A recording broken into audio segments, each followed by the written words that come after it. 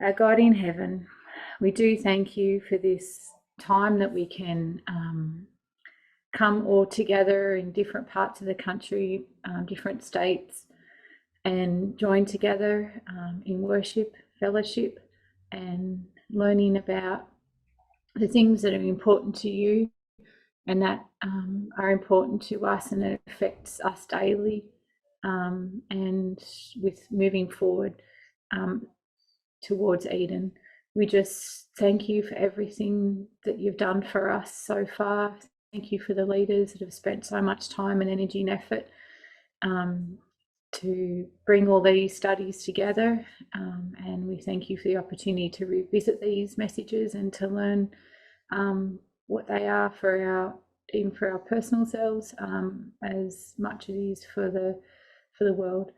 We thank you, and I just pray that you would give me clarity of thought and mind, and I pray for the hearers to be able to hear the things from you. We thank you for all these things. In your name, Jesus. Amen.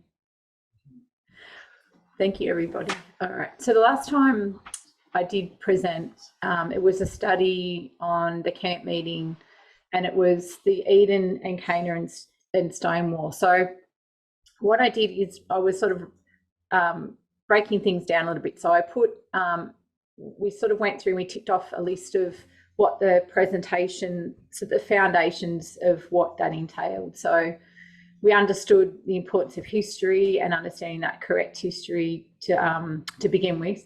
And also I did a little compare and contrast of the methodology that has been used for Bible arguments over time.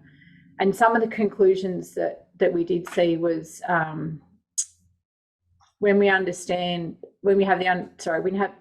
the incorrect understanding of that history and the incorrect methodology to interpret that history, and then when that history is applied incorrectly, the implications that we saw was the continued suffering of human beings. And we saw there was regression, subjection, abuse, and we saw that this was not the kingdom of God, but it was the nature of Satan's kingdom. And it was that mindset of exalting another over another human being. So we saw racism, nationalism, slavery, and then we have sexism, headship, and patriarchy. So, and we know the kingdom of God is all about progression, restoration, love, true equality.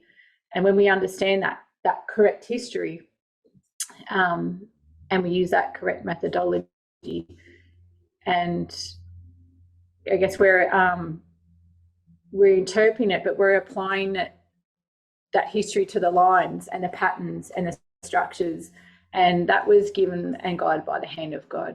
And this is our journey to understand how we need to live, and I guess how we need to treat other human beings. So once again, this presentation is about history, but it's not an ancient history, it's a modern history. So we're going to be looking at 1989 and the fight for gay marriage. And I did have a little bit of a laugh at the date because is it the 26th today? Yeah.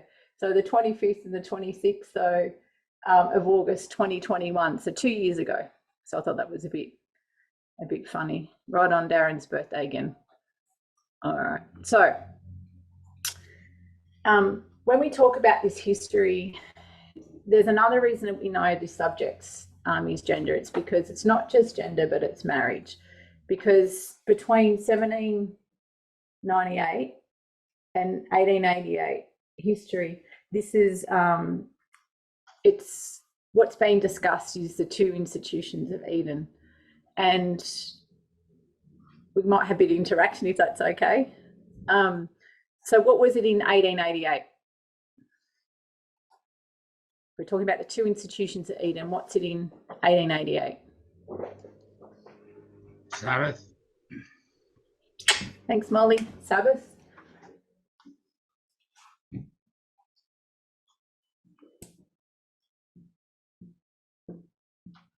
Oh, sorry. I think I've written I'm only such a small board, I forget. Sorry, I can hear the lawn mowing happening outside. And our history, our dispensation is the institution of marriage. So these are the two institutions of Eden. But one thing about the marriage is what we want to do is we want to correctly understand. I'll just write marriage. Understand marriage, yeah. So that's really important to understand, to correctly understand marriage. So I've got the two institutions, I've got Sabbath and the marriage. 1988, we know it's a Sabbath, and that was a test. And our time is marriage. So Elder Test did put up these three important time periods before 1989. And the fourth one point that she wrote in was Eden in the institution of marriage.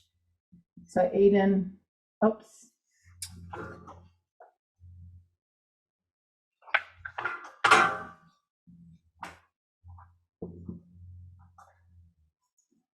Of marriage. All right. So if we're talking about the institution of Eden, let's go back to Eden and we're going to have a look at the first marriage. So if we think of Eve back here, I guess, well, let's talk about Eve.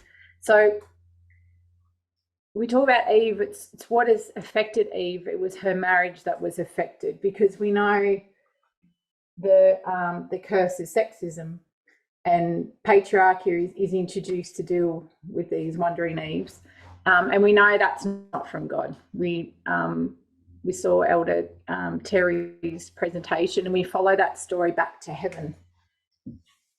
Heaven up here. We know, so Satan has his religion he brings down. Can anyone remember what the two things that we talked about? Self what? Exaltation. Yep, thank you, Lynn. And there was another one, self, what's the P? Promotion. Yeah, thank you.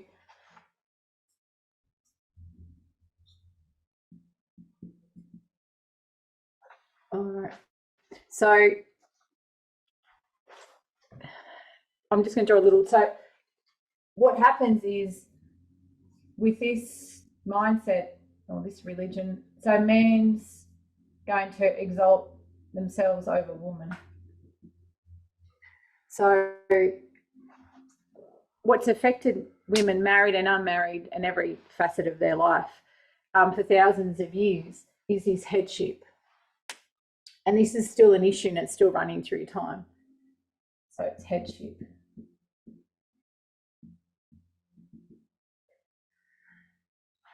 And if we think of the marriage, the headship is,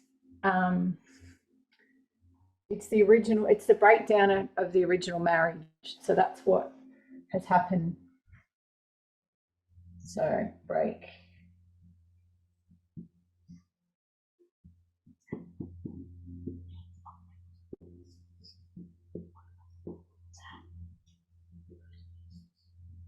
So that's just sort of tidying up a little bit from last time we talked. And then we're going to move over to the next study. So is there any questions or thoughts on that before I flip the board?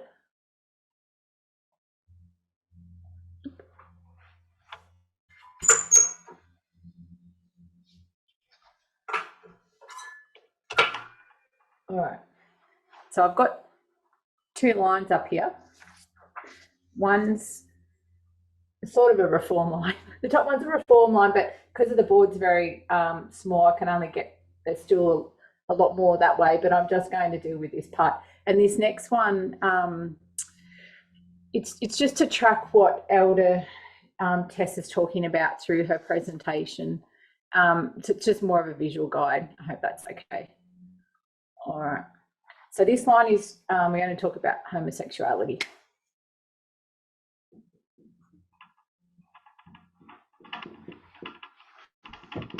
Oops. All right. So homosexuality has existed for a long time, but there was never really a word for homosexuality. So there was different words to describe the act of sex, but there was no word to describe that kind of type of relationship. So that word homosexuality was first introduced in, was it 1868?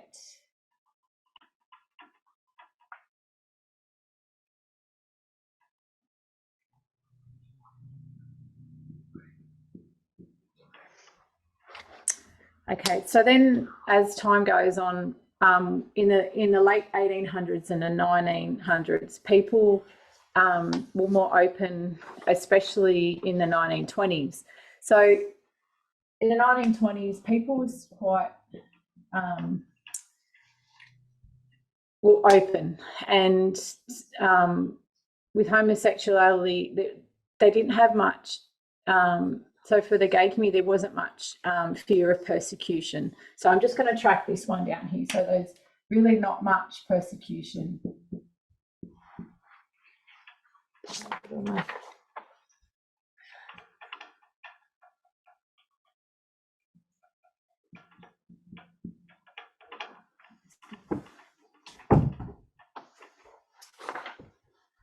And unfortunately, that didn't last very long. So in the 1930s, and this is what really drove homosexuality community into hiding. So this is sort of the persecution. I mean, it's been happening before that, but this is just to track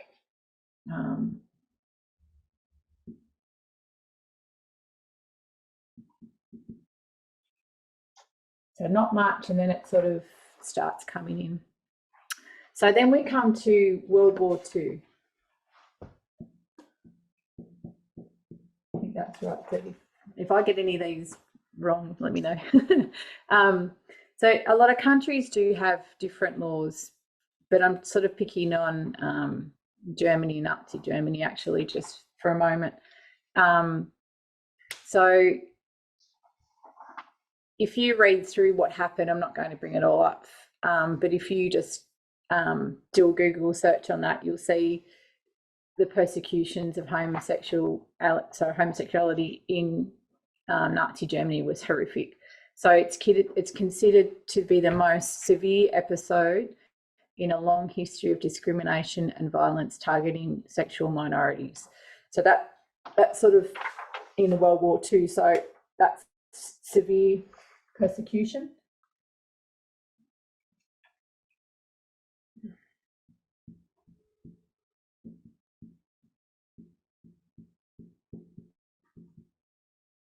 I'm spelling that right. Maybe. All right. And then what have we got after World War II? We've got the Cold War. So I think this is right, 47 to 91.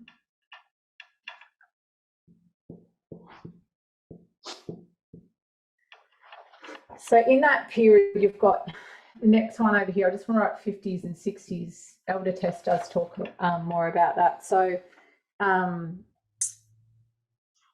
maybe some people are familiar with the persecutions in the United States during the Cold War, especially in the McCarthy era. Is anyone not so familiar? Because I wasn't. I had to read into it. So does anyone want to sort of let me know if they weren't too sure about it, just so I know to share this little part? I'd like you to share. I'm not too sure. Okay, all right. Share it, please. Okay, oh, that's good. It's good to learn these things as we go along, aren't they? Okay. Feels like it's been so long. I can't remember share screen. Where are we? Oh, yeah. Oh, I have to have it on my desktop first. Sorry, might be a sec.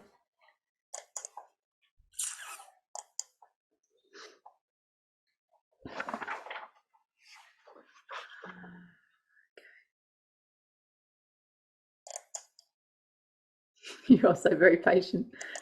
Okay. 11. All right. So this is called, in the McCarthy era, they called it the Lavender Scare. You can see that okay? Yes. Yep. Okay, I'm good. Okay. All right, so I'll just read a little bit of this. So the Lavender Scare was a moral panic and about homosexual people in the United States government, which led to their mass dismissal from government services during the mid-20th century. It contributed to the anti-communist campaign, which is known as McCarthyism, and the second Red Scare. So talking about communism, so that's the Red Scare. So gay men and lesbians were said to be national security risk and communist sympathisers, which led to the call to remove them from the state employment. It was thought that gay people were more susceptible to being manipulated, which could pose a threat to the country. Lesbians were at less risk of persecution than gay men, but some lesbians were interrogated or lost their jobs. The Lavender Scare normalised persecution of homosexuals through bureaucratic institutionalisation of homophobia. Former US Senator Simpson wrote, "The so-called Red Scare has been the main focus of most historians of that period in time. A lesser-known element, and one that harmed far more people, was the witch hunt McCarthy and others conducted against homosexuals. So definitely not a nice time. Is that still sharing screen or that's gone off?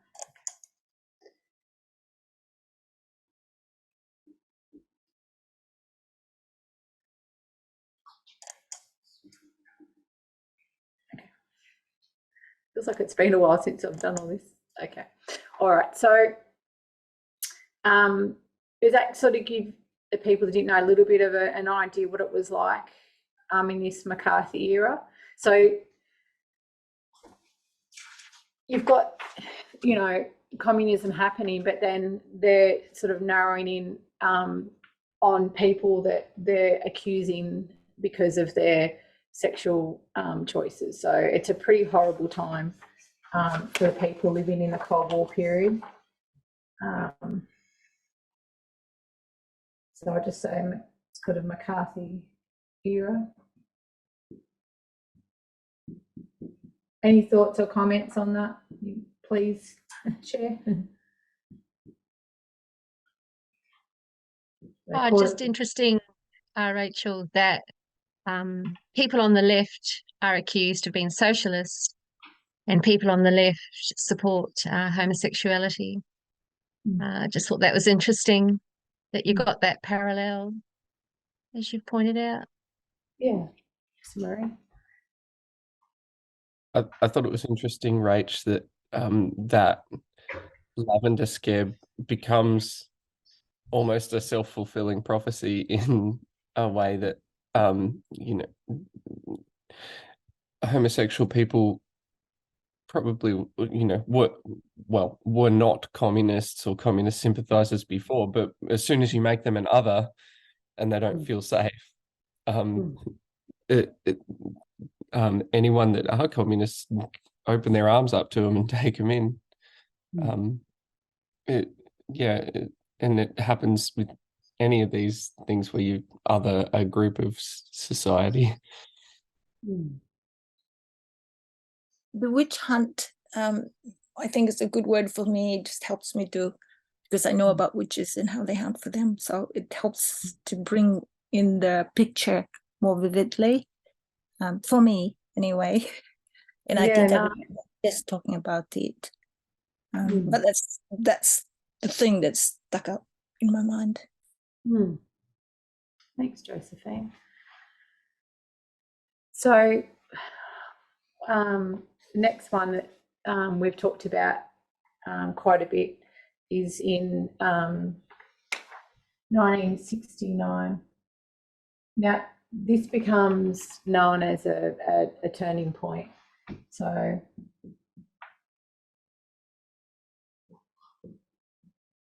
does anyone remember what the 1969, what would I be writing here? What happened? Stonewall. Yeah, Stonewall riot. Yeah. Yeah, thank you. And if anyone doesn't know much about it, I've got a really good little 3-minute video that actually runs through that, what happened that night as a breakdown, but I'll just go over a little bit. So the Stonewall, for those that might not know, it's an inn. It was a gay bar in New York City, and it was a community for homosexuals to be able to meet and connect. So, but what unfortunately was raided a lot, and they were quite harassed by the police, and they're always feeling on edge because of these persecutions. So in June of 1969, when the police came to do a raid, they just thought it was going to be like any other raid, you know, arresting people, beat some people up. I guess that's what they used to do. But by this stage, the community's feeling like they can't take no more. And someone actually starts fighting back, and then the riots begin. So this started a series of protests from 1969 when you like the movement started. So it developed, and they didn't want to be quiet anymore or persecuted and have that stigma. So there was activists before this event, but this is a really big turning point for the LGBTQ community. And a year later, they have the march. They go back for the march, and it's quite interesting when you really start looking at all the things that were happening in Australia. I think it was 4 years later it went global. You know, the reason why they used to dress up is because even though they were, you know, doing the marches, they were still getting persecuted for that. So they would try and disguise themselves. So because photographers would take photos, put them in newspapers, and try and you know, get them fired from their jobs still. So there's a reason why they used to dress up. So it's a little bit of background on that. So we want to go back to our core subject, which is marriage.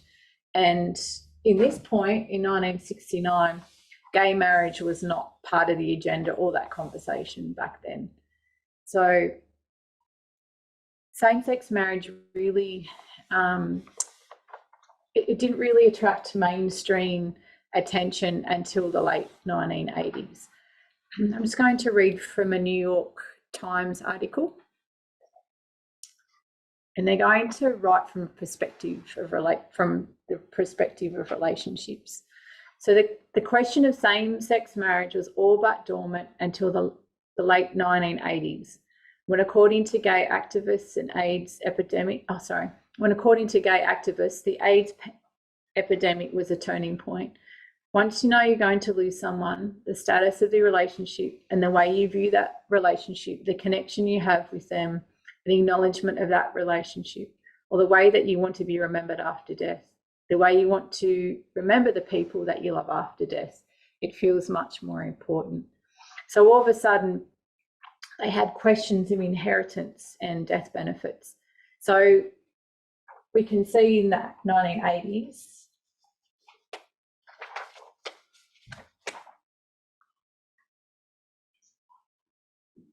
we've got the AIDS pandemic. So when the AIDS pandemic began, it did turn people's minds to the subject of marriage. So that did play one part in changing the things that they were fighting for, but it still didn't give mainstream attention. So, and even within the homosexual community, they weren't really interested in the subject until 1989. So we're going to come to our reform line. What we look at is at the things that the events that that made 1989 that turning point for gay marriage. So I'm just, bear with me, I just need to rub out some things here. Any thoughts on that, please feel free to say.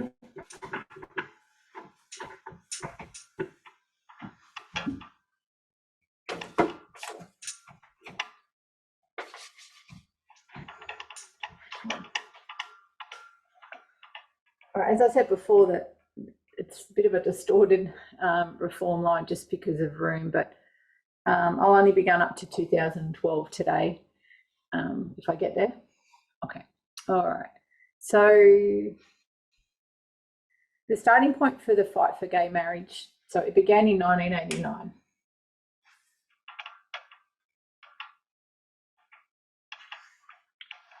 And there's quite a lot of events that happen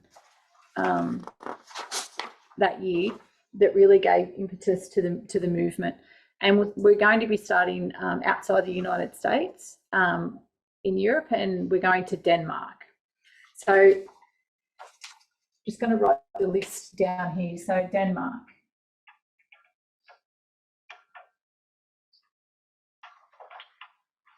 There's an article that we'll read from. I was going to share them, but that's a bit hard to track on my computer, so sorry, I'm going to read a lot. It's titled "A Triumph for Love in Denmark." And so Time magazine brought a book out in 2009. So it was a 20th anniversary of 1989. And they try to illustrate how significant this year was. So we're going to read from a little bit from that book. So The Triumph for Love in Denmark. The article goes on to say, Denmark wasn't particularly tolerant towards homosexuals. Axel himself had been persecuted and lost his job. But two things happen that are both caused by AIDS. So the first, it made conservatives think that it might be good to support stable monogamous relationships among homosexuals. Secondly, brought homosexuals into the public sphere. So for the first time, politicians were actually meeting gay men and lesbian women and realising they weren't any different from straight people. So the first of the significant events in Denmark, it's not marriage, but it becomes a registered partnership. So it doesn't have all the rights of marriage, like they couldn't adopt children, but it's the first, so Denmark's the first country in the world to have registered partnership, they call it, which is huge beginning.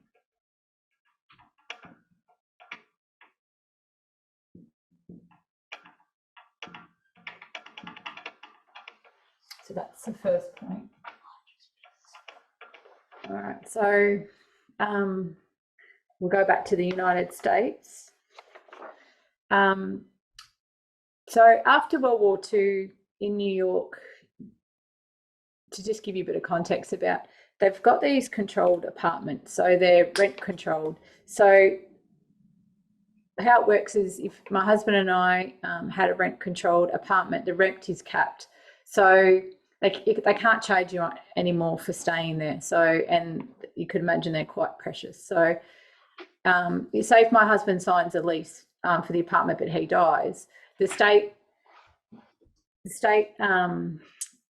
law stated that I could take over the lease and it would be still rent controlled. So it'd still be capped. So I won't get thrown out of my home and have to find a more expensive apartment. But it wasn't the same for homosexuals. And the next article explain this significance. Next point, in 1989.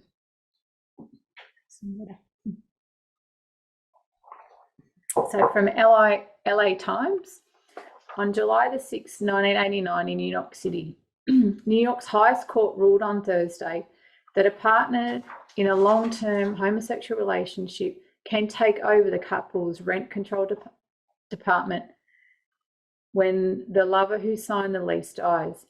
In doing so, the court expanded the definition of a family as it applies to New York's rent control laws.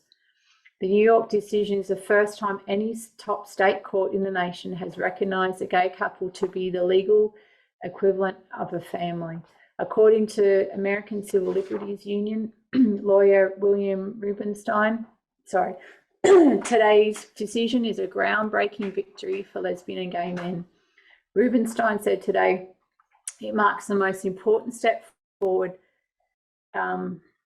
in American law towards legal recognition of lesbian-gay relationships. The case involved Mikhail Brasky, 33, who wants to live in a desirable Manhattan apartment he shared for 11 years with Leslie Blanchard. The two men were considered a lifetime couple and spouses by their friends. Blanchard, the owner of a Manhattan beauty salon, died in September 1986, leaving Brasky almost $5 million. Soon afterwards, the landlord-style associates attempted to evict Brasky on grounds that he had no right to continue living in the below-priced apartment because he was not related to Blanchard by blood, married, or adoption. So this is another significant event that's happened in New York City, because it's recognising gay relationships and couples as a family, and that's another step forward. So New York City recognises, my board's shaking,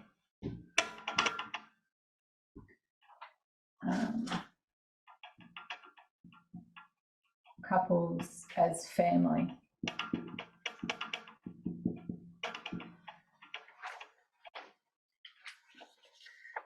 The next one while I'm up here, I'll write is an article from Andrew Sullivan. I'll just write A. Sullivan.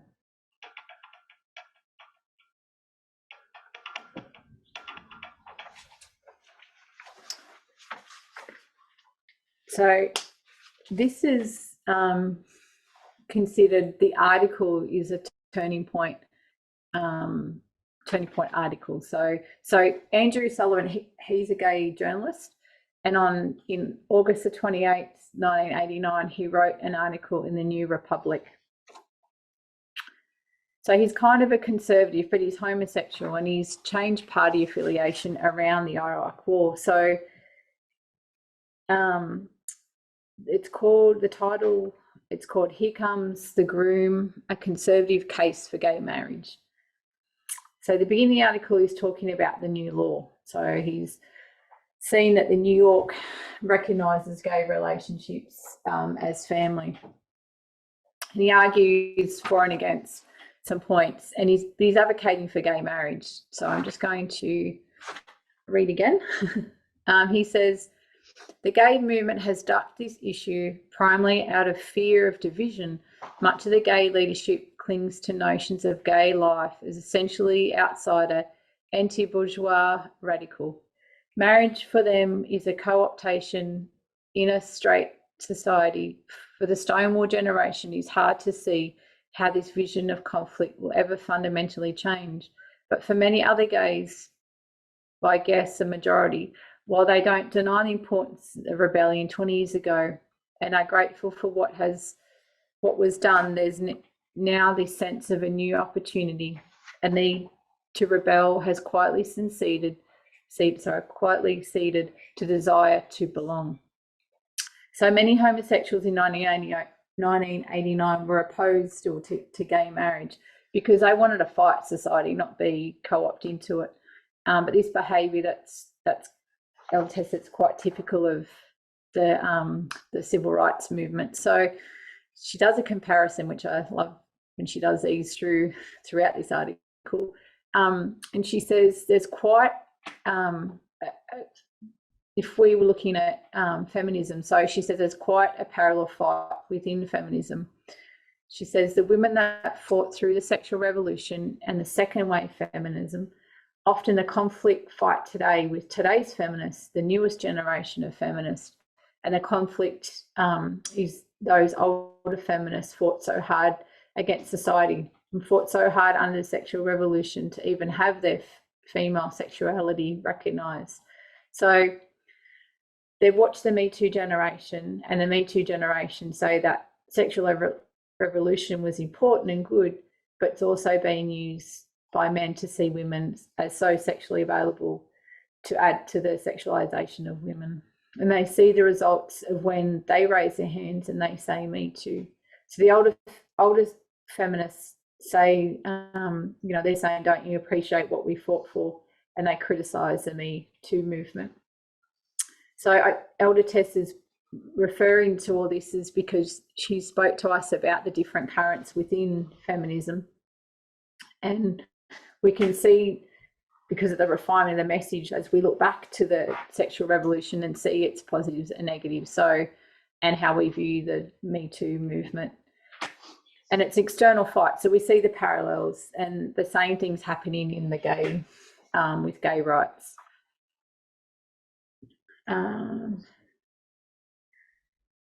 All right, for the next article. So to talk about us, all right, so to the next little paragraph, he talks about the complications of domestic partnership and why marriage is better. It has become more acceptable for gay people to acknowledge their loves publicly. More and more have committed themselves to one another for life, in full view of their families and their friends. Those conservatives who deplore promiscuity among some homosexuals should be among the first to support it. All right, and his last argument, he says, the argument that gay marriage would suddenly undermine the unique legitimacy talking too much, of straight marriage is based upon fallacy. Gay marriage could only I'm really having a tongue tie. Straight marriage if it was a real alternative to it. And this is clearly not true. To put it bluntly, these precious little evidences that straights could be persuaded by any law to have sex with, let alone marry someone of their own sex. The only possible effect of this sort would be to persuade gay men and women who force themselves into heterosexual marriages, often at a pouring cost to themselves and their families, to find a focus for their family instincts in a more personal, positive environment. But this is clearly a plus, not a minus. Gay marriage could both avoid a lot of tortured families and create a possibility for many happy ones. Is it not, in short, a denial of family values? It is an extension of them. So Elder Tess talks about, what happens when, realise when you drive people underground, it becomes unhealthy. So the last part of his article says, therefore, given the fact that we already allow legal gay relationships, what possible social goal is advanced by framing the law to encourage these relationships to be unfaithful, undeveloped? So he's stating a conservative argument, but that's a turning point argument. So I'll just write, this is from the New Republic.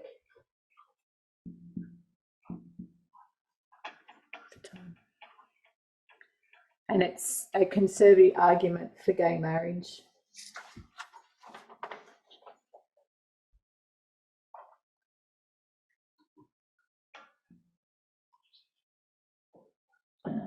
Conservative argument for gay marriage.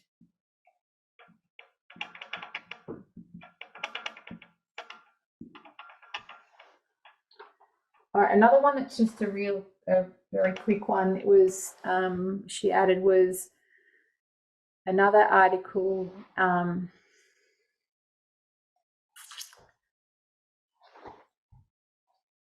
It was in September 1989. It's just one small paragraph. In September, the annual convention of the influential State Bar Association of California urged recognition of marriages between homosexual couples even before gay rights activists adopted the issue. So this is in California, and it's the State Bar Association. California State Bar.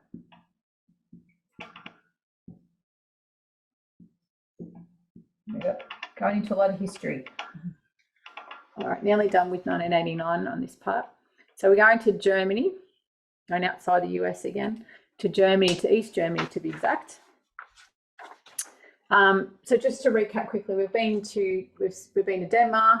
There's 3 events in the United States, and now East Germany. So by the time we get to East Germany, we have to think of what it's like. It's been 41 years since it's been divided. So how do you think, we talked about a little bit about Nazi Germany in that way, but how do you think the gay community was being treated in that period too? What do you think? Persecuted. Yeah, thanks, Molly. So, and it was done by the secret police as well. So there's one person that didn't want to live in secrecy anymore, and his name's Martinus Freehoff.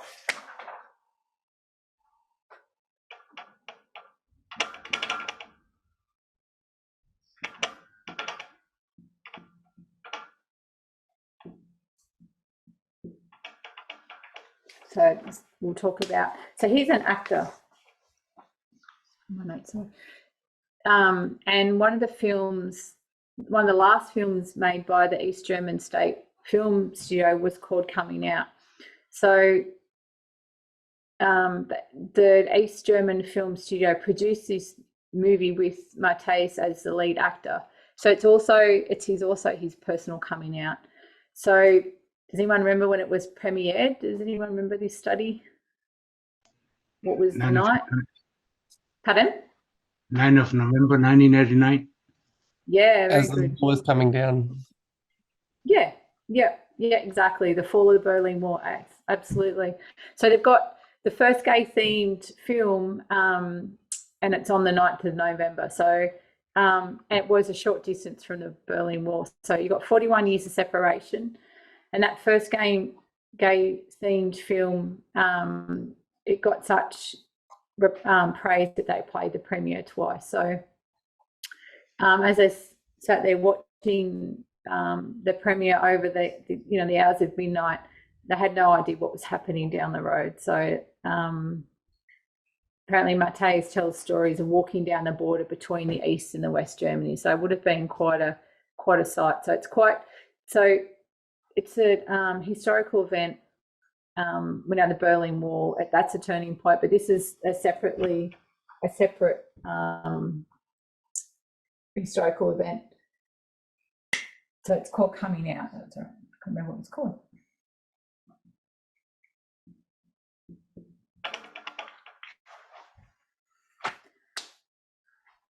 All right, so that's 1989. These are the things that have the turning point. It's the beginning of the fight for gay marriage. So, and what's going to happen? There's going to be a backlash, right? So there's going to be a fight.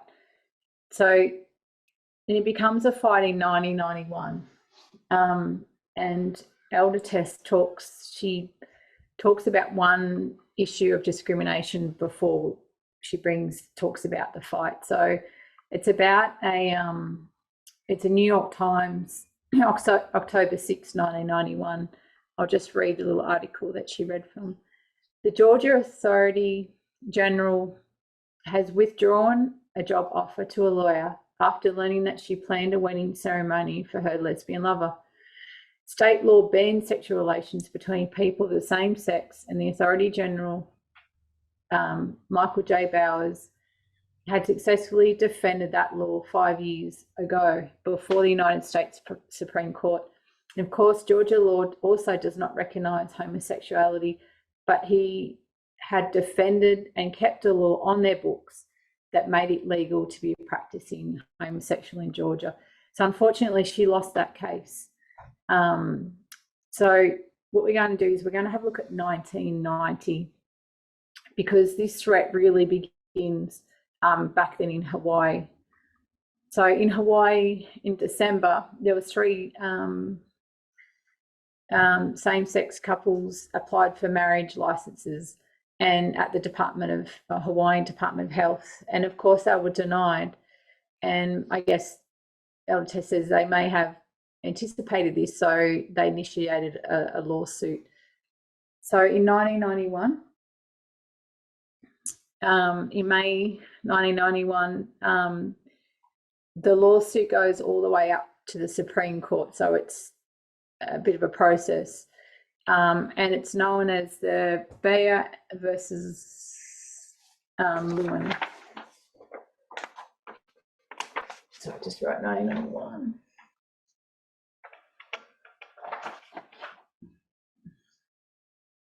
I'm spelling that right.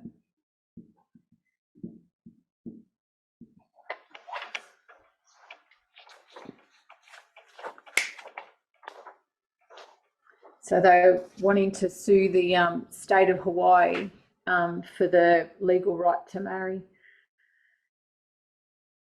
I know we've spoken about the homosexual community. Not everyone from the community had like a desire for gay marriage. And there's a civil rights organisation that focus on LGBTQ rights called Lambda. It's Lambda Legal.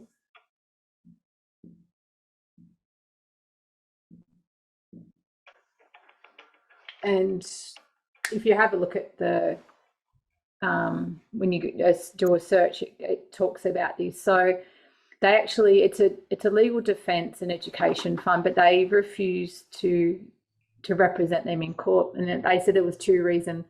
They said they doubted whether taking the issue to court was a wise strategy, and they debated the importance of marriage itself. So when the three couples went to court, that civil rights organisation that were meant to represent them, they refused. So in 1993, I'll just write.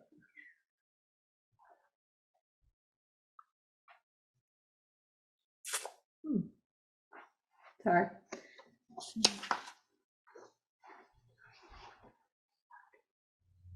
So 1993, okay. I can write up there, right, that's okay, I'll leave it there for now. The Supreme Court of Hawaii ruled, Elder Tess was just reading from some quotes and she paraphrased them. It's considered the first major judicial victory for same-sex marriage activists, but it was far from a victory. So the Supreme Court looked at the rules that had been based on racial classification. They acknowledged that all their past rules on racial classification were unconstitutional, and they compared and contrast that then with the laws that had on their state books. So regarding same-sex marriage, they considered the position was also discriminatory, but they didn't rule for same-sex marriage, and that's important to note. So what they did is they said to Hawaii, if you are against same-sex marriage, your current laws in your state constitution do not prohibit it. So the state, I guess they were saying the state, you need to consider what kind of defence you're going to make, because your argument in defence against the three couples was unsatisfactory. So they didn't rule in favour of the couple. And so the state had time, and this pretty much terrified every other state in the United States, because if Hawaii was so close to legalising same-sex marriage, it kind of makes everything complicated. And the example that Elder Tess gave was if you're a woman and man in Arkansas and you have family in California, you might decide to fly to California and get married, and then you fly back to Arkansas, and Arkansas need to recognise your marriage. So if Hawaii legalised gay marriage, the homosexual couple from Arkansas can fly to Hawaii and get married, and with Arkansas, they need to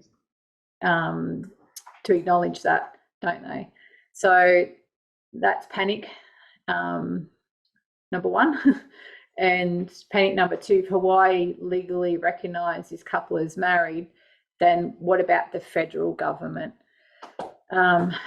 Because there's a lot of things the federal government is responsible for, not the state. Elder Tess gives a really good example of if you're a member in the armed forces and you fly to Afghanistan, and if you happen to die when you're in Afghanistan, it's the federal government that needs to play a big part. So they need to notify your family, your husband or your wife. And there's hundreds of ways that the federal government interacts with a couple's marriage, not the state. So between 1991 and 1993, everyone's watching Hawaii, and it didn't go well for the opponents of same-sex marriage.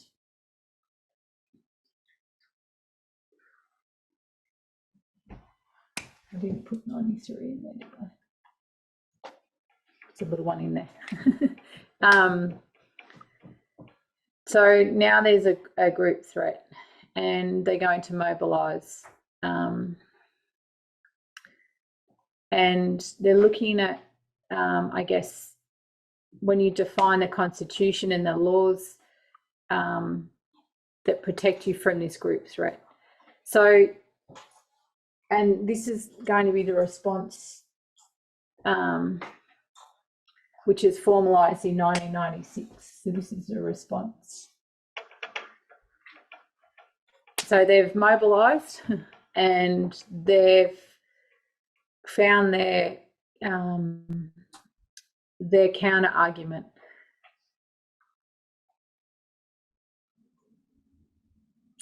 So I'll just read from an article about what that counter argument is. So Georgia Representative Bob Barr, then a Republican, authored the Defence of Marriage Act and introduced it in the House of Representatives on May the 7th, 1996. Senator Don Nichols of Oklahoma then introduced the bill in the Senate, and this was known as DOMA. So DOMA, so DOMA being the Defence of Marriage Act. Oh.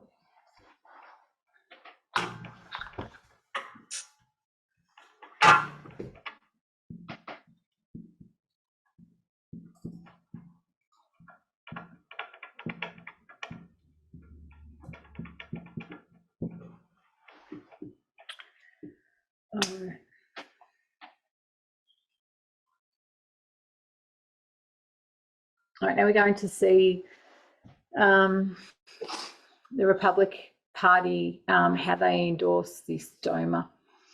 So so 1996, so they endorse it, sorry. The Democratic Party platform that year did not even mention DOMA or same-sex marriage. They just went quiet.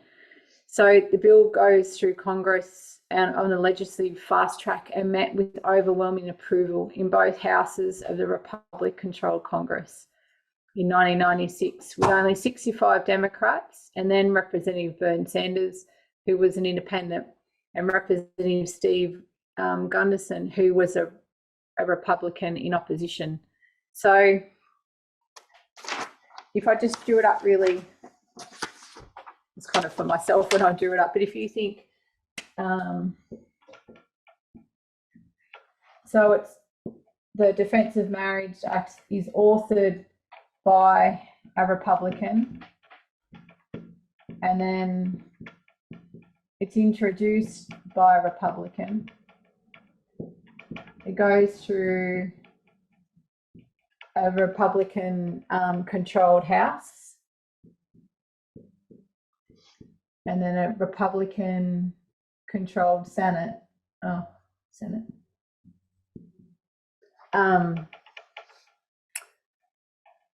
Who was a president in 1996?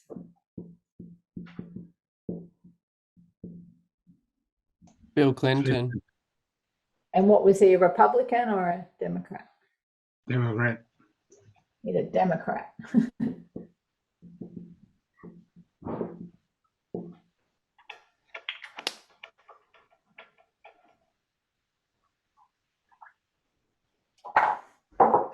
All right, I'm just going to read from an article and to give us an idea of what it was like for Bill Clinton in 2000. This is from New York Times in 2013. he had just flown across the country after exhausting campaign day in Oregon and South Dakota, landing at the White House after dark. But President Bill Clinton still had more business before bed. He picked up a pen and scrolled out his name, turning a bill. It was 10 minutes before 1 a.m. on Saturday, September 1996. There was no cameras and no ceremony. The witching hour timing bespoke both political calculation and personal aims, with his signature. Federal law now defined marriage as a union of a man and a woman. Mr. Clinton considered it a gay baiting measure, but was unwilling to risk re-election in vetoing it. So vetoing, it's just pretty much, to stop the bill from becoming law. And it's understood that if he had vetoed it, it still would have gone through. So because he's got not much support in Washington by that time. But at least if he was going to veto it, it would have sent a message.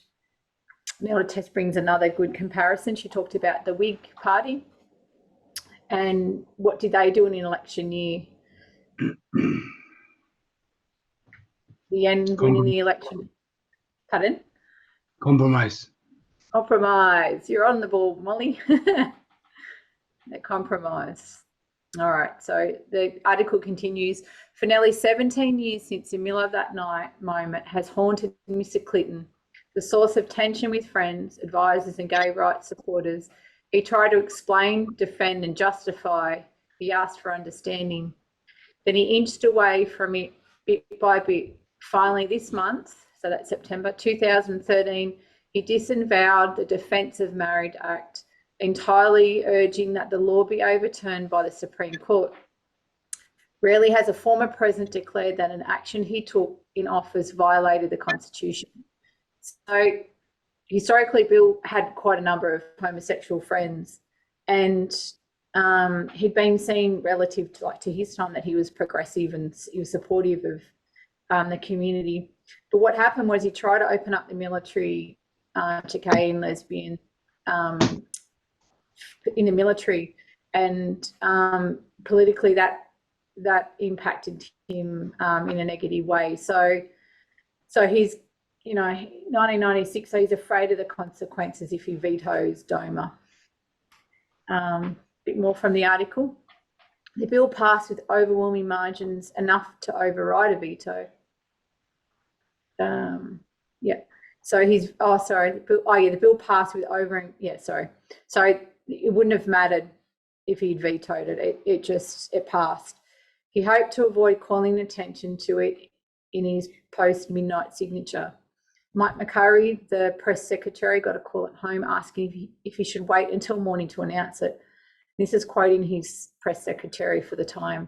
His posture was quite frankly driven by the political realities of an election year in 1996. So some gay supporters were outraged and they're feeling portrayed. So this wasn't the only compromise that he did to win the election. Other things he signed was the Illegal Immigration Reform, Immigrant Responsibility Act of 1996, and the Act on Immigration still negatively affects the southern borders and for decades since. So have I got 10 more minutes? I can't. Yeah, is that okay? Rachel, can you say something? It sounds like that.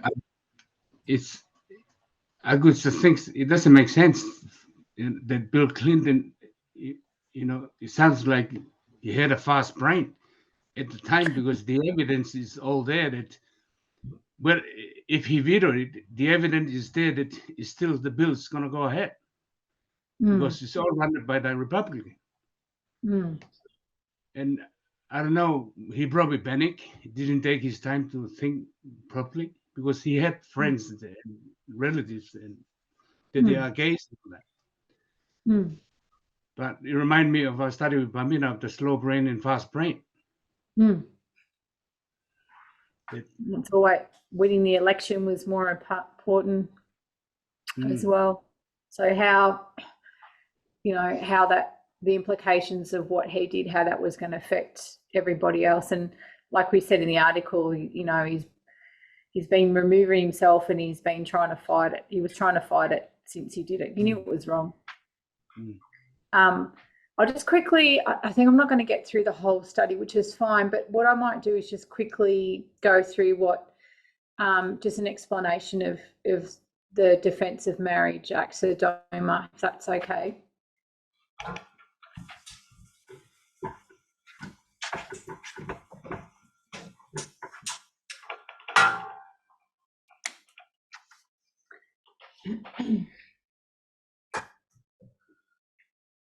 So it's quite a small sorry, it's quite a small bill actually. It's only written on 2 pages, and it's broken up into 3 sections. So I'll just go through them.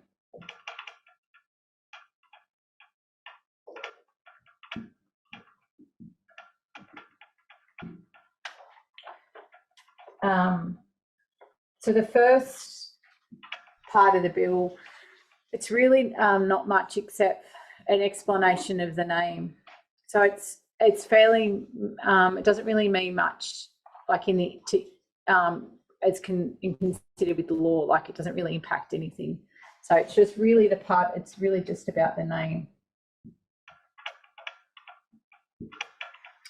And the second part, the second part, I'm just going to write it up. So it's saying that that no state can acknowledge a same-sex marriage. Sorry, it says that no state has to acknowledge a same-sex marriage that was performed in another state. So no state to recognise same-sex marriage from another state. So no other state can recognise same-sex marriage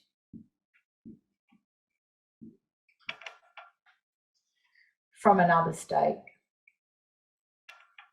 So remember, this is panic because of what's happened in Hawaii between this period. And so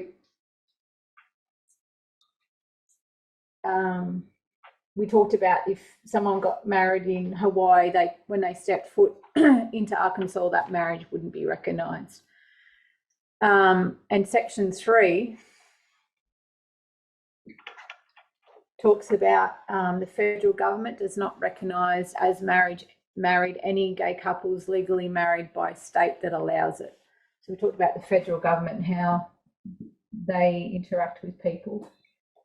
So federal government.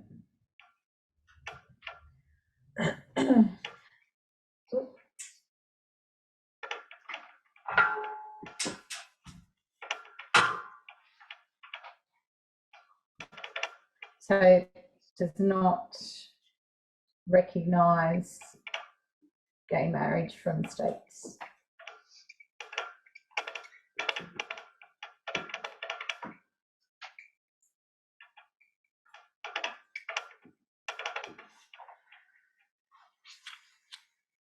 So one is to protect the state, and the other is to protect the federal government. So the federal government recognises that marriage only exists between a man and a woman. Look at the time.